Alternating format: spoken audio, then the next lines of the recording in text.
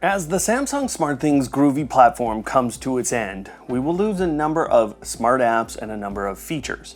Included in that is the execution of code that we have installed in the IDE. Sadly, many of you have created something called a Miss A simulated switch. These switches allow you to start Amazon routines with different things that you have in SmartThings. These unfortunately will be affected because they are code that is executing on Groovy. So when Groovy dies, so do your switches. Many of you have asked me what to do with this situation, and I have a fix here that will take us just a few minutes to have all of your automations continue to work, and it will even improve how they execute.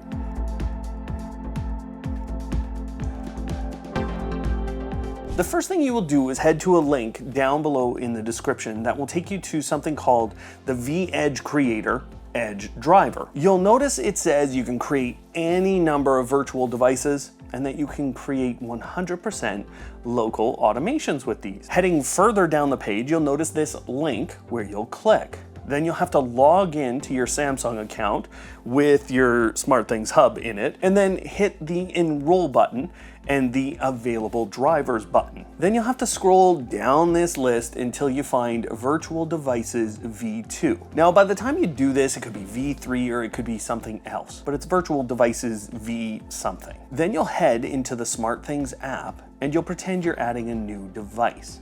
You'll hit scan for nearby devices, and it took me a couple of tries to get this to work, but then you should see the vEdge Creator 2.7 showing up in your list of added devices. Then head to your no roomed assigned area in SmartThings in that app, and you'll be able to find a device called vEdge Creator.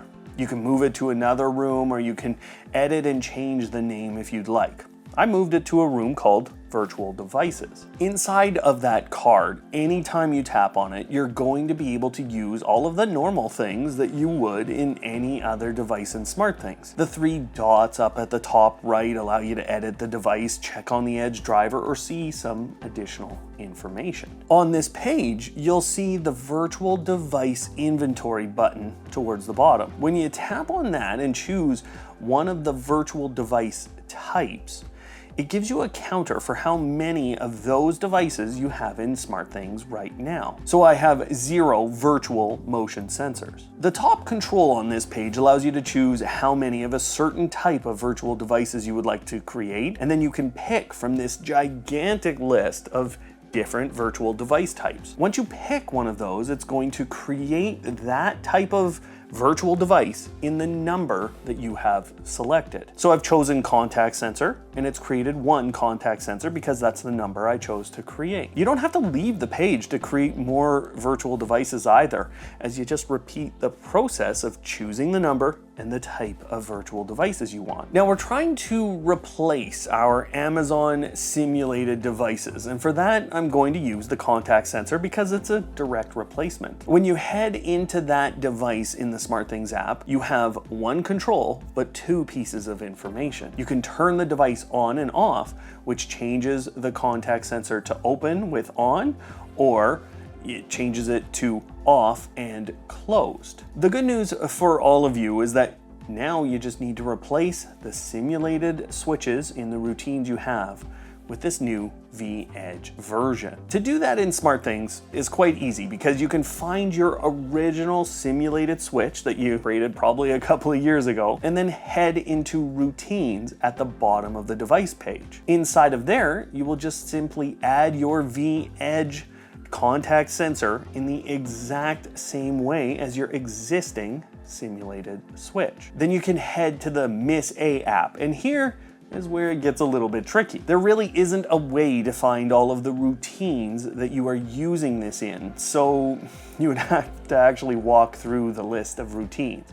But I will give you a quick way to find them all. If you turn on your existing simulated switch and then turn it off, you will trigger all of the routines inside of Amazon's app that use the simulated switch. That would give you the opportunity to look in the activity tab to see the names of the routines that just executed. I would suggest that you do this test a few times with some time in between toggling the switch, just to make sure that your routines are actually recognized and run, and that you're catching them all. But then you can organize your list of routines by name to find them quickly and easily. From there, you can go up to the top right of any Amazon routine and choose to change the trigger. This would allow you to replace the existing simulated switch trigger with your vEdge contact sensor, and you should have your entire solution in place. Now, most of you are probably good to go, but hang on a second, because today with this new vEdge driver,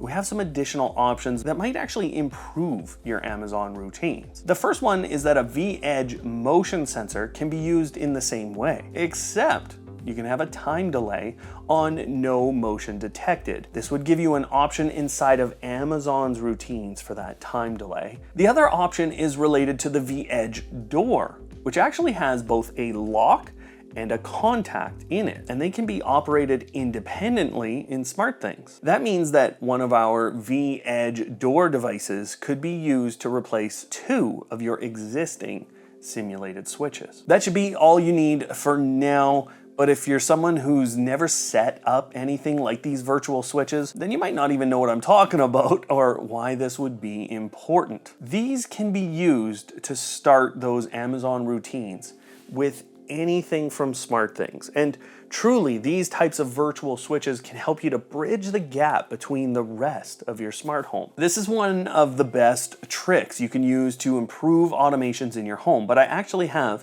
an in-depth guide for making better automations by understanding some of the basics that you'll need. That video's up on screen now. Otherwise, thanks for watching, and of course, don't hate, automate.